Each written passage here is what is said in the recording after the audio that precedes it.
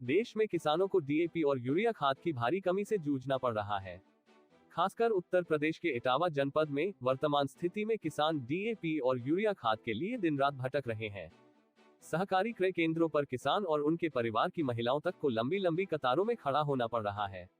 ये स्थिति साफ तौर पर खाद की व्यवस्था के चरमराने का संकेत दे रही है, लेकिन प्रशासन का एक ही बयान बार बार सुनने को मिल रहा है कि जनपद में डीएपी खाद की कोई कमी नहीं है।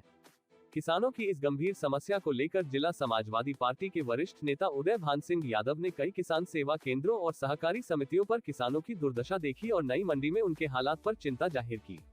उन्होंने कहा कि जनपद में डीएपी खाद के लिए किसान दर दर की ठोकरें खा रहे हैं। प्रतिदिन सैकड़ों किसान अपनी आवश्यकता के अनुसार डीएपी और यूरिया खाद प्राप्त करने के लिए दिन रात एक किए हुए हैं। इस बात से यह स्पष्ट होता है कि जनपद में मांग के अनुसार खाद का आवंटन ठीक प्रकार से नहीं हो रहा है। ऐसे में सवाल उठता है कि आखिर कब तक किसान इस तरह परेशान रहेंगे।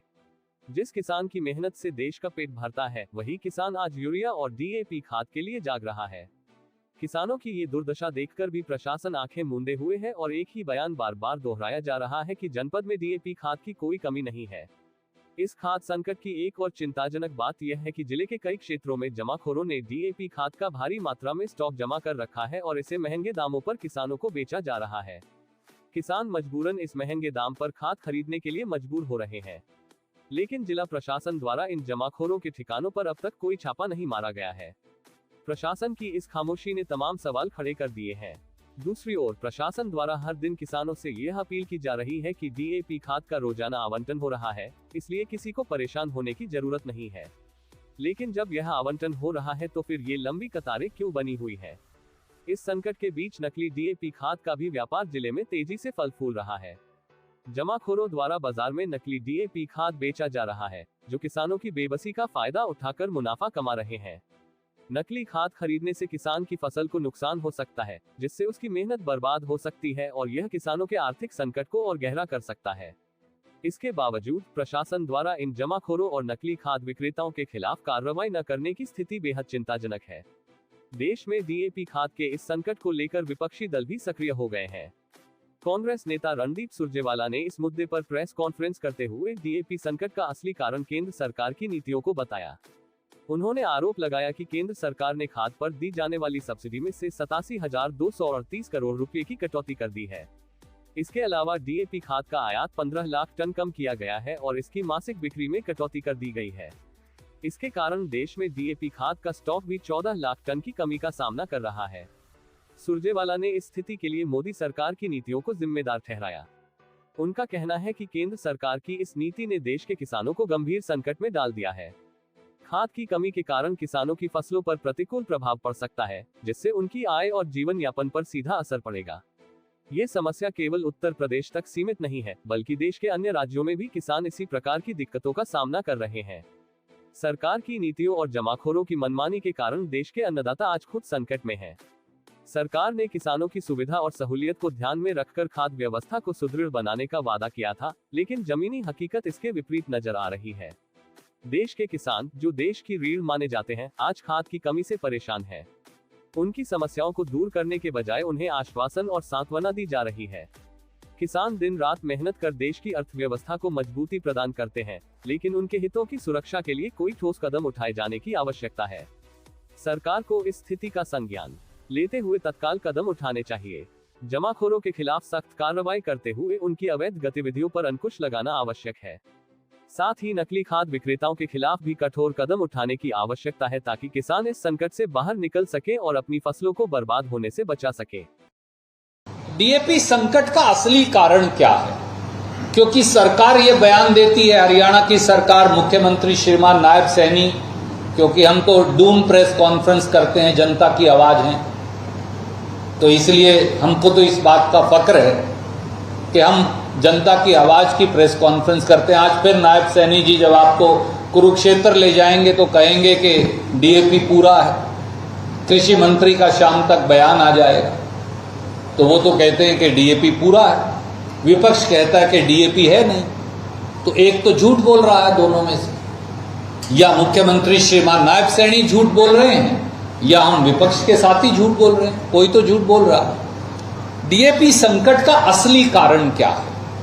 तो साथियों, वो कागजात आज भारत सरकार के आपके समक्ष में उजागर कर रहा। पहला कारण है, मोदी सरकार द्वारा फर्टिलाइजर सब्सिडी, चौंकिए मत, 87,238 करोड़ रुपया काट दी गई। 88,000 करोड़ रुपया सब्सिडी काट दी गई फर्टिलाइजर की। दूसरी, डीएपी खाद का आयात 15 लाख टन कम कर दिया। तीसरी, डीएपी खाद की बिक्री 17 लाख टन कम कर दी। और चौथी, डीएपी खाद का ओपनिंग स्टॉक ही 14 लाख टन कम है इस साल। तो डीएपी मिलेगा कैसे किसान को? अब इस षड्यंत्र को, और ये साजिश इसलिए हो रही है, इसके पीछे एक ही कारण है। ये सब 2 साल में हुआ। पिछले किसान आंदोलन 3 काले कानूनों के खिलाफ हुआ, उसका नेतृत्व हरियाणा और पंजाब ने किया। उसकी एवज में साजिश के तहत खेती को खत्म किया जा रहा है। श्री नरेंद्र मोदी और भारतीय जनता पार्टी की केंद्रीय और प्रांतीय सरकारें हरियाणा, पंजाब और देश के किसान से बदला ले रही हैं, क्योंकि उन्होंने खेती के 10 लाख करोड़ के ट्रेड को मोदी जी के चहेते मित्रों को नहीं देने दिया और उन्हें काले कानून वापस लेने पड़े। उसका एक पहलू मैंने पहले उजागर किया था, यह दूसरा पहलू। पहला बिंदु, खाद की सब्सिडी में 87,238 करोड़ रुपए की कटौती कर दी गई है। मैं ये बजट डॉक्यूमेंट्स आपको रिलीज कर रहा हूं, गवर्नमेंट ऑफ इंडिया का डॉक्यूमेंट है, मेरा नहीं है, आपको भेज रहा हूं। 2022-23 में यहां पर खाद की सब्सिडी थी 2,51,340 करोड़। 2023-24 में खाद पे सब्सिडी कम करके कर दी 1,88,902 करोड़। ये रिवाइज्ड है, मैंने लिख भी दिया और हाईलाइट करके आपको भेज रहा। और 2024-25 में खाद की सब्सिडी हो गई इस देश में 1,64,102 करोड़। तो 2 साल में कितनी कम हुई? 2,51,340 करोड़ से कम होकर 1,64,102 करोड़, यानी 87,238 करोड़ रुपया सब्सिडी कम हो गए। यह पहला कारण है डीएपी उपलब्ध ना होने का। दूसरा कारण, न्यूट्रिएंट सब्सिडी भी इसका एक हिस्सा है, इसी का हिस्सा। What is nutrient subsidy? NPK, DAP and MOP. Nutrient of potash is MOP, NPK आप सब समझते हैं, और DAP is diammonium phosphate. तो ये 3 कंपोनेंट होते हैं। न्यूट्रिएंट सब्सिडी काट दी 41,122 करोड़। तो पैसा ही नहीं है तो डीएपी कहां से आएगा? सिंपल, 22-23 में 86,122 करोड़, 23-24 में सब्सिडी 60,300 करोड़ और 24-25 में 45,000 करोड़। यानी 2 साल में, किसान आंदोलन के बाद 2 साल में न्यूट्रिएंट सब्सिडी काट दी 41,122 करोड़। तो जब पैसा नहीं होगा, आप सब जानते हैं कि 60% डीएपी हिंदुस्तान से बाहर से आयात होती है और बाकी हम बनाते हैं। तो जब आप पैसा ही नहीं देंगे तो डीएपी कहां से आएगी?